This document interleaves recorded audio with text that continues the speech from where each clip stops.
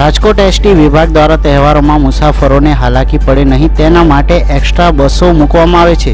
અગાઉ પણ સાતમ આઠમના તહેવારોમાં વધારાની બસો મૂકવામાં આવી હતી, ત્યારે હવે દિવાળીના તહેવારો પર રાજકોટ એસટી ડિવિઝને મુસાફરોને તહેવારની ભેટ આપી છે, જેમાં દિવાળી વેકેશન પર એક્સ્ટ્રા 150 બસ શરૂ કરવામાં આવશે, જેમાં 5 નવેમ્બરથી અમદાવાદ, ભાવનગર, દ્વારકા અને સોમનાથ સહિતના નિર્ધારિત કરેલા રૂટ પર વધારાની બસો દોડશે।